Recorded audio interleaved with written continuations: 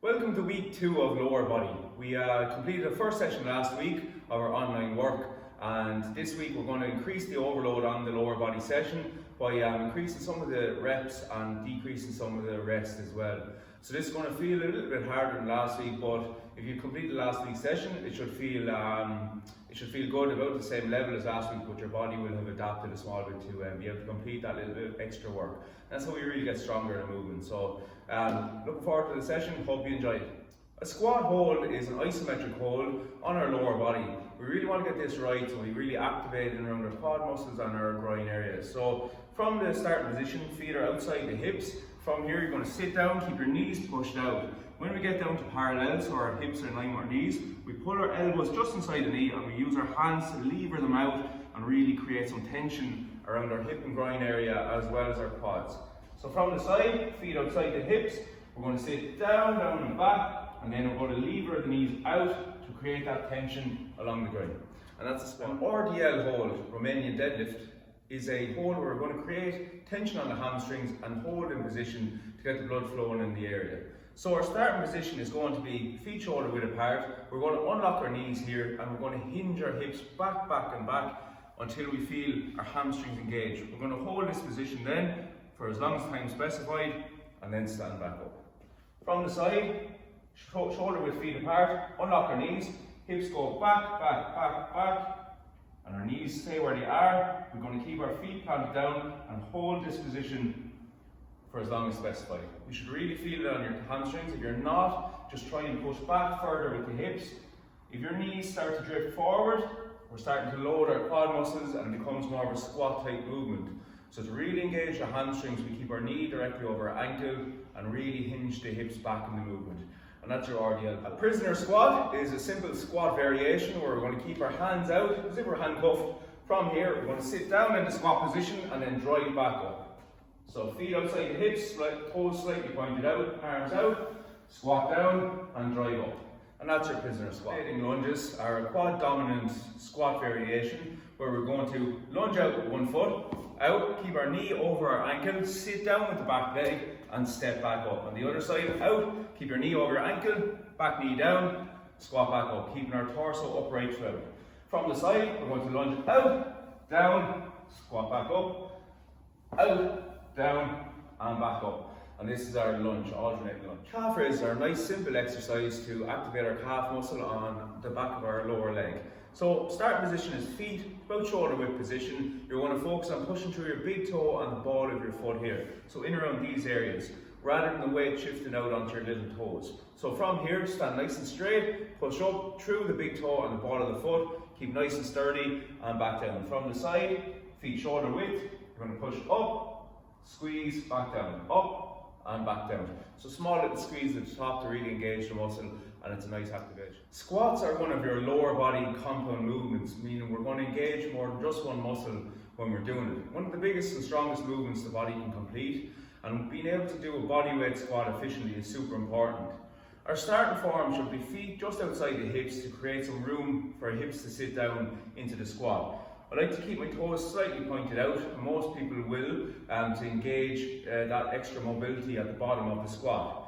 From here, we're going to sit back slightly and we're going to keep our knees tracking over the toe and sit down and then drive back up from the outside of the knee. From the side, feet just outside, toes slightly pointed out, and we're going to track that invisible line with our knee over the toes out at an angle to give our hips space to sit down. So back, out, and drive up. To get a really good squat, we want to get this hip crease here in under the knee, which means we're breaking parallel, and then drive up and keeping our torso as upright as possible throughout the movement.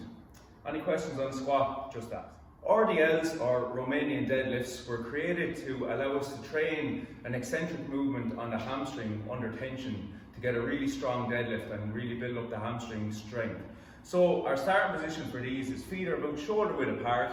We're going to unlock our knees, and from here we're going to do what's called a hinge. So we're going to hinge our hips back towards the wall. So back, keeping your chin tucked down so we have a neutral spine. I'll show you from the side in a moment.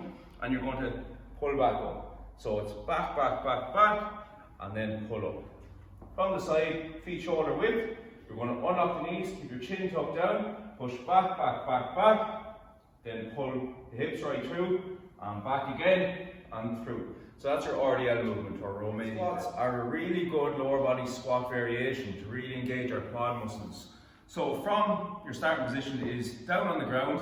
We're going to bring our front ankle under our knee, our back knee under our hip, and we're going to have our toe dug in at the back. I'll show it from the side in a moment.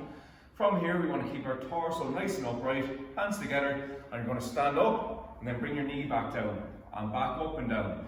If you find that your knee is sore to tap off the floor, you can put something soft underneath, like a cushion or a towel or something like that. Or the alternative is just bring your knee towards about an inch off the ground and then stand back up. So from the side, starting position, we have ankle just under or in front of the knee, back knee is under your hip, back toe is dug in, and keep our torso nice and straight. We don't want to lean forward in this. So stand up nice and straight, and then stand, bring the knee back down and up. And that's our split squat. Single leg glute bridge is a hamstring dominant movement, similar to a glute bridge, but we're really going to isolate each hamstring individually and get some really good work in. Our starting position is on the ground, so we lie flat on our back. From here, you're going to bring one heel right in towards your bum. You're going to bring the other leg straight up. Push your knees together, so you've really pushed them together and keeping them nice and straight. Lie flat on the ground. From here, you're going to push your hips up to the roof and keep everything where it is. So up, down, up, down. You'll really feel this on the hamstring of the leg that's on the ground. The opposite side then, knees together again, up, down, down. And that's called a single leg glute. Single leg calf raises are a great way to isolate each calf individually and add some extra weight onto the muscle. So what we do is we just take one leg at a time and alternate between them. So putting more weight on one side at a time and slightly lifting the other off the ground. Our starting position will be up on one, then back onto the other, back onto the other, back onto the other. So it enables us to get a really good squeeze on each calf individually and get the most we can out of the calf raises. Glute bridges are a lower body dominant movement, which is really going to work the glute muscle, which is our back side. It's the biggest muscle, individual muscle in the body, and it's really worth working because it's our main muscle for things like walking and running and loads of other movements. So having a really strong glute really makes a strong hip area, which helps everything else in the body work really well. So we're going to start off by lying to the ground. Heels are going to come right in towards the bum. Your feet are about shoulder width apart. From here, lie flat down, put your hands on the ground. You're going to push your knees up and out, so towards the opposite walls, and your hip area is going to go straight towards the roof. So it's all one movement, up and out, and squeeze at the top. So up, squeeze, and back down. Just to show you from the front, heels are in, hands on the ground, push up, and drive out. So up and out, and then back down. And that's your glute.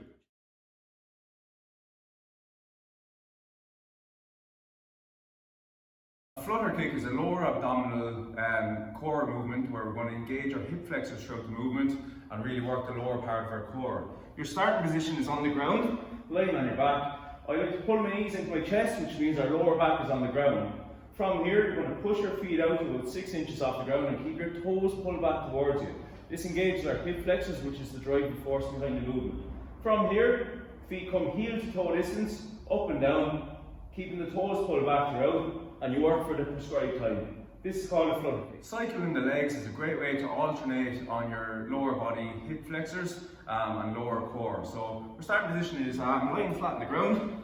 Both our knees come into our chest like this. We're going to push one leg out at a time. Keep your toe flexed back towards your face and keep the other leg in. From here, pull back in, cycle the other leg out, then opposite, and just keep working through that alternating motion. You want to bring the feet to about 6 inches off the ground, and that's where you're going to get your optimum pull on the core. So, hollow hold is a lower abdominal isometric hold. We're going to complete this on our backs. So we're starting off from the ground, like right down. From here, you're going to pull your knees to your chest. This means our lower back is on the ground. A lot of people might feel that their back arches during this, and that's our front core embracing. We really want to rotate our hip towards our belly button, and that keeps our lower back on the ground. So starting with your knees to your chest means you're in the right position with your back. From here, you want to hold that tension, push right out, and you're going to hold this position for as long as specified. Keep your toes flexed back, which engages our hip flexor and helps hold the tension in the best way possible. So about 6 inches off the ground, hold the position for as long as you can, and then reset and go again if you need to take a break. And that's a hollow hold.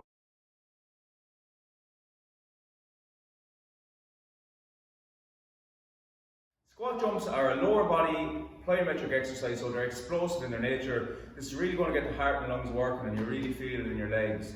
Starting position, our feet are outside your hips. From here, you're going to take a small bend and you're going to jump, and then sit right down and jump again. You want to land on the heel with a soft knee, so your hips are able to go straight down, rather than landing with a stiff leg and getting impact on the knees.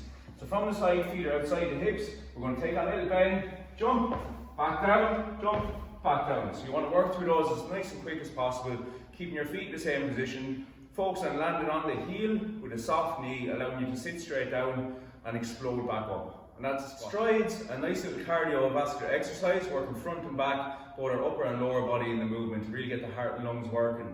Our starting position is feet shoulder width apart, hands down. Just start the motion. It can be a bit odd with your coordination, but once you get going, it'll feel natural. So just front, back, hands come up nice and high, and get a nice distance between the feet. So again, start in this position and just go, hands up and back. So you really feel a nice little activation on the calves and the upper body, and you get your heart and lungs really raised if you're working nice and fast in the movement. That's your stride. Oblique climbers are a dynamic core exercise. We're going to really work the obliques across our core area throughout the movement. So we're going to start off in our hand plank position, so hands are right under the shoulders. From here, like a mountain climber, except you want to bring your knee across to your opposite elbow to really pull across on the core. So you can work these slow or fast, depending on the exercise type. If you want more of a resistance and to really feel it, you go slow, keep a nice slow tempo. If you want to get the heart and lungs working, really feel that burn, you can go nice and fast in oblique climbers. So from the side, push up position, knee across towards your opposite elbow. There's no right or wrong, get as close as you can, and then you can work really fast, depending on the exercise goal. And that's an oblique climber.